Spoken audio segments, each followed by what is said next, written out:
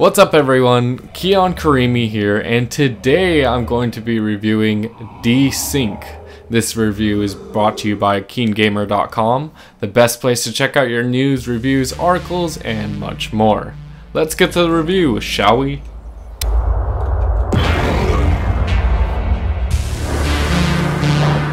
Let's talk about the story of the game. Well, actually, there really is no story in this game. When you first press new game, you're thrown into the beginning that has this sequence that says a couple of words that don't make any sense. After that, you're kind of just thrown in the game, and ever since that, there's no essence of story whatsoever throughout the entire campaign. So, there is no story when there really should be one in this kind of game. Moving on to gameplay, which is what you'll primarily be doing this entire game. Stories, you're not going to care about the story. But gameplay is where this game shines and where it's actually its downfall. So for Desync, it's pretty much like a wave-based round game. So you'll pick a mission, for example, and then when you go in there, there's a couple rounds where you have to survive. And then if you die, you have to start over. And then if you survive, you get to go on to the next round. So pretty much you have a couple weapons to choose from, and then you also have some environments you can use to shoot the enemies in so they can die via environment kills.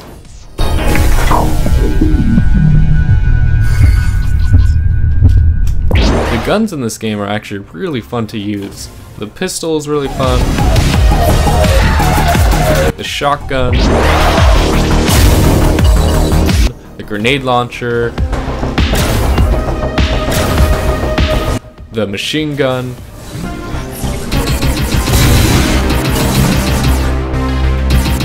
and much more. It was all really fun to use. It felt really impactful, like they did so much damage, and the gameplay is really smooth, and I'm really glad that it just felt so fun to kill these people with these weapons and this kind of gameplay where it's just you kill a ton of people. You can also upgrade your weapons via fragments which you find in the rounds that you can collect, and then at the end of the level you get the points, and then you can go to this specific computer or monitor where you can upgrade your weapons via strength, speed, damage, etc. You can also obtain upgrades to your battlefield needs too. There are perks in a way where you have to kill a bunch of enemies so you can finally use it. There's a really good skill where you can use to heal yourself, or there's another skill where you can use like this crossbow. There's about a couple to choose from, but these are really useful if you're finding yourself having some trouble out there on the battlefield. Now, as much as everything sounded so positive, not all of this was actually explained. I really had to figure out everything for myself, especially the improvements to your weapons. I had no idea how to do everything. I just, I guessed, and then it worked, and nothing was really explained, and that's the problem of this game. Not a lot of things are explained, and that's kind of the most annoying part. It's just kind of a game that was thrown in and then they said guess. It just didn't make sense on how to use, what happens when this does this, or how to improve my weapons, or anything like that. Not to mention that the difficulty of this game is extremely high. I found myself getting so angry because this game is hard for all the wrong reasons. It's just a hardcore game. That's the excuse they're using. And that's what a lot of people are actually saying, is that it's hard for no reason. And I completely agree with them. It's just, there's too much stuff going on. This game is built on creativity and using environments to kill people, but you don't even have time to do that because they're on your ass 24/7, and it's the most annoying thing.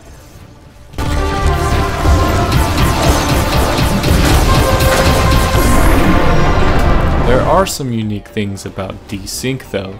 For instance, some of the enemies glow a certain color, whether it's yellow, red, blue, purple. You do not want to screw with them when they're glowing a certain color, because if they have more strength and more combat power than the normal AI do. So you want to make sure you actually kill these people first, because like for instance the purple one slows down time while everyone still goes fast. It's really annoying, and if you're next to them it's going to affect you, so you gotta kill them really quickly. Lastly, I want to talk about the boss battles. Now if you've ever played a Dark Souls game, this is pretty much the equivalent of that, but in first person.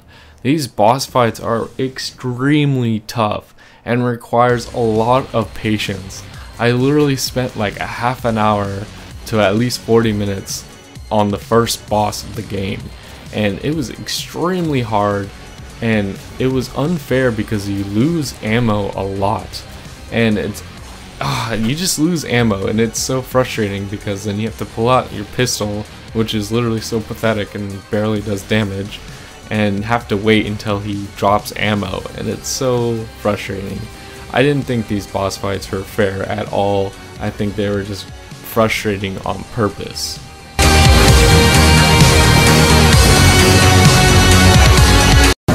Surprise, motherfucker! Now let's talk about the graphics. The graphics of the game are actually pretty damn cool. It's inspired by an 80s look, kind of like a Hotline Miami, and a retro arcade, a chrome look. People are comparing it to Tron. It's really, really good. But I have to admit, the whole purple kind of look and its old retro look, it hurts my eyes after a while. Sometimes I'll see some lines on the screen that I think are there for its chrome effect. It really hurt my eyes, and that's the only criticism I have in terms of the graphics. I think it's a really unique look, it's really sharp and nice, but it hurts my eyes after a while. Last but not least, I want to talk about the sound of the game. Now in Desync, the sound primarily is going to be this upbeat, intense track that sounds really awesome, and I feel like it takes inspiration from the Hotline Miami game because of how cool retro the game feels, and its action is so high octane that it needs intense music to fuel its gameplay.